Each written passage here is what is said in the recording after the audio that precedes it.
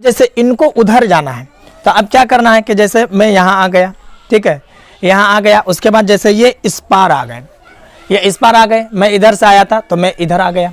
अस्सलामु अलैकुम रहमतुल्लाहि व बरकातुहू। आज मैं आप लोगों को दिखाऊंगा कि अगर कोई शख्स नमाज़ पढ़ रहा है और उसके सामने से आप गुजरना चाहते हैं, हटना चाहते हैं, तो आप कैसे गुजरेंगे। जैसे बाज़ औक़ात होता क्या कि घर में माँ बहनें पढ़ रही होती है और कोई सामान लेने के लिए उस कमरे में जाना पड़ता है तो फिर जा नहीं सकती है, अगर कोई जाएगी तो फिर गुनहगार होगी। इसके अलावा मस्जिद में भी बाज़ औक़ात होता क्या है कि कोई शख्स नमाज़ पढ़ रहा होता है और उसके सामने हम होते हैं, अब हटना चाहते हैं तो हट नहीं सकते हैं, या फिर गुज़रना चाहते हैं फिर गुज़र नहीं सकते हैं, तो बड़ा मुश्किल वक्त हो जाता है उस वक्त। तो आज मैं आपको इसी के बारे में प्रैक्टिकल करके दिखाऊंगा। हालांकि मैंने इस पर एक वीडियो भी अपलोड कर रखी है, लेकिन एक भाई ने कहा था कि हज़रत अगर इसके बारे में प्रैक्टिकल करके दिखाएं तो हम लोगों के लिए बड़ी आसानी होगी ताकि हम लोग समझ सकें। उसमें मैंने ये भी बातें बताई थी कि अगर आप सुथरा का इस्तेमाल करते हैं, यानी कि जैसे कोई शख्स नमाज़ पढ़ रहा है तो एक हाथ लंबा जो होता है तकिया वगैरह जैसे, तो अगर उसको आप सामने में रख दें तो आप उसके आगे से गुजर सकते हैं। लेकिन जैसे मस्जिद में आप तकिया वगैरह कहाँ से लाएंगे, या फिर बाज़ औक़ात होता क्या है कि घर में भी ये सारा इंतज़ाम उस वक्त ख्याल नहीं होता और नहीं हो पाता है। तो इसके लिए मैं आपको दिखाऊंगा कि प्रैक्टिकल कि किस तरीके से आप गुजरेंगे। जैसे एक होता है गुजरना और एक होता है हटना। जैसे ये नमाज़ पढ़ रहे हैं, ठीक है, मैं यहाँ पर खड़ा हूँ, अब मुझे जाना है, ज़रूरी है, तो अब मैं अगर यहाँ से हट जाता हूँ तो ये गुज़रने में शुमार नहीं आएगा और इसका गुनाह भी नहीं होगा और नमाज भी ख़राब नहीं होगी।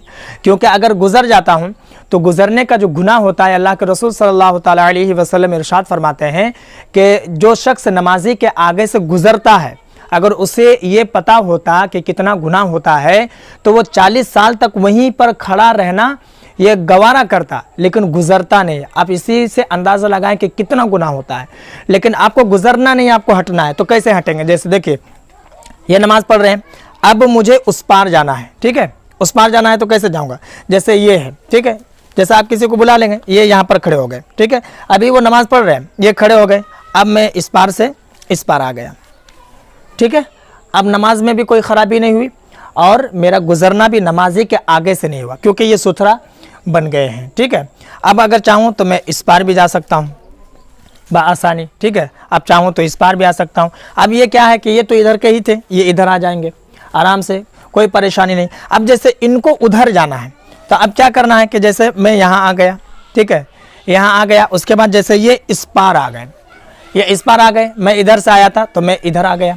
अब मुझे भी अगर उधर जाना है तो फिर इनको यहाँ पर बुला लिया, ठीक है। अब मैं क्या किया कि इस पार आ गया, इस पार आ गया, अब इनको इधर बुला लिया, तो अब क्या हुआ कि दोनों आदमी हम लोग एक तरफ आ गए। आप चाहें तो उधर भी जा सकते हैं उसी तरीके से, आप चाहें तो इधर भी आ सकते हैं बिल्कुल इसी तरीके से। इसमें क्या होगा कि जो नमाज़ पढ़ रहे हैं उनको भी कोई परेशानी नहीं होगी और उनकी नमाज में भी कोई कमी नहीं आएगी। और आप अगर इस तरीके से सुथरा बनाकर पार होते हैं तो इसका गुनाह भी आपको नहीं होगा।